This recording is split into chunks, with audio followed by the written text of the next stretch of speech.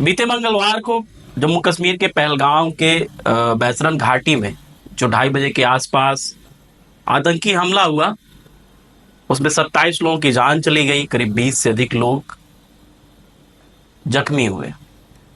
उसमें एक छत्तीसगढ़ रायपुर के स्टील कारोबारी दिनेश मिरानिया, उनकी भी जान चली गई।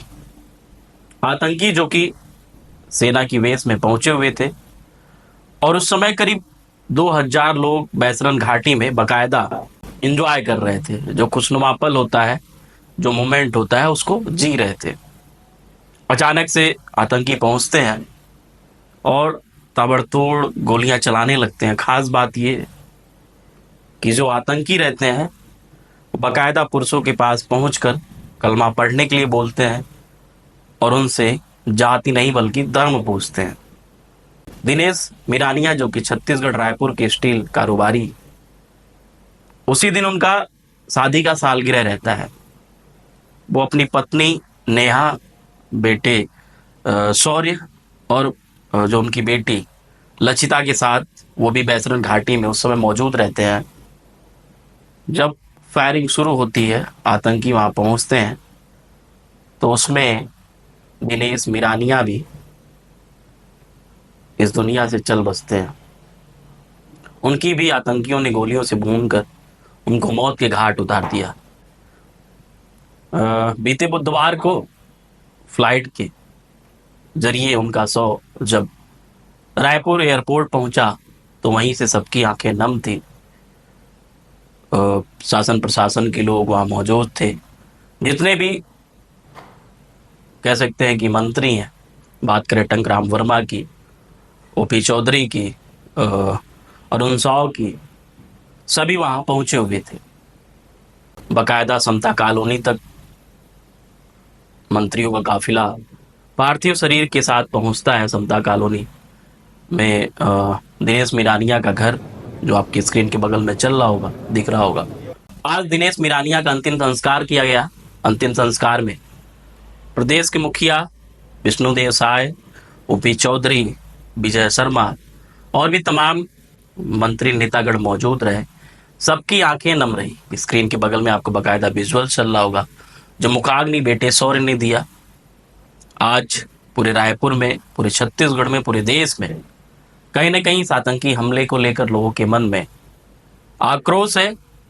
बात करें रायपुर की तो रायपुर के गलियों में, रायपुर के रास्तों पर पाकिस्तान का झंडा चिपका हुआ है। लोग आते जाते थूक रहे हैं और बुरा भला भी पाकिस्तान को खूब सुना रहे हैं, क्योंकि ये जो आतंकी हमला हुआ, इसके भी जो तार हैं कहीं ना कहीं पाकिस्तान से जुड़े हुए हैं। गौरतलब है कि इस आतंकी हमले को लेकर तत्काल गृह मंत्रालय ने अधिसूचना जारी करते हुए जो सिंधु जल समझौता था उसको समाप्त कर दिया। जो पाकिस्तानी भारत में रह रहे 48 घंटे के अंदर उनको देश छोड़ने का अल्टीमेटम दे दिया गया। और भी तमाम ऐसे जो प्रावधान जो आपस में दोनों देशों की सहमति से थे, सभी को भारत ने तोड़ते हुए अब पाकिस्तान को खुली चुनौती दी है। और कहीं ना कहीं जो पाकिस्तान को लेकर भारत का ये स्टैंड है, देखने वाली बात हुई किस तरीके से जो हमारी खुफिया विभाग है, जो हमारा रक्षा मंत्रालय है, कैसे कह सकते हैं कि ईंट का जवाब पत्थर से देना बेहतर तरीके से जानता है।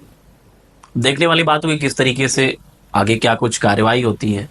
फिलहाल जो आतंकियों की स्क्रैच है वो कल ही जारी हो चुके हैं। तत्काल जो खुफिया विभाग है, सुरक्षा एजेंसियां हैं, लगी हुई हैं और पूरे जम्मू कश्मीर में सेना अब सर्च अभियान चला रही है और जितने भी संदिग्ध हैं सबको सेना उठा रही है।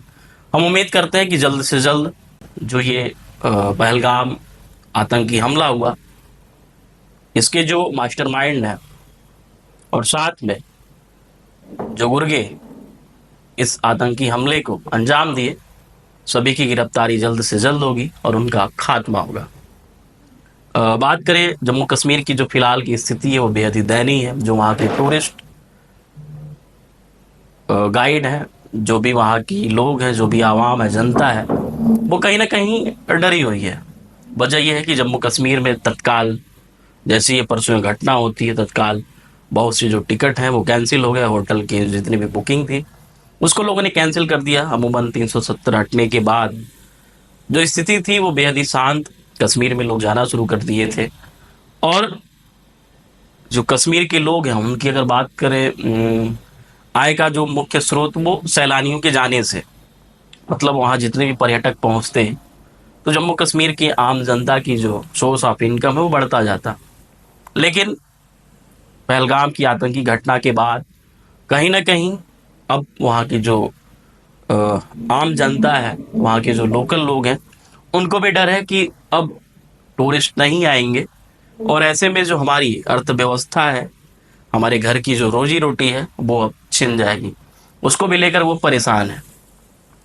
पहली बार ये जब आतंकियों ने टूरिस्ट को निशाना बनाया, अमूमन हर बार ऐसा होता है कि जो टूरिस्ट होते हैं वो सेफ होते हैं, टूरिस्ट प्लेस सेफ होते हैं, आतंकी उनको निशाना नहीं बनाते। लेकिन पहली बार ऐसा हुआ कि बैसरन घाटी में जब 2000 लोग मौजूद थे तो वहां ये आतंकी हमला करके आतंकियों ने कहीं ना कहीं लोगों के मन में एक खौफ पैदा कर दिया। लेकिन सेना और सुरक्षा विभाग और खुफिया एजेंसियां बड़ी मुस्तैदी के साथ छोटे छोटे पहलुओं को जांच कर रही हैं। उम्मीद करते हैं कि हर बार की तरह इस बार भी हमारा देश ईंट का जवाब पत्थर से देगा।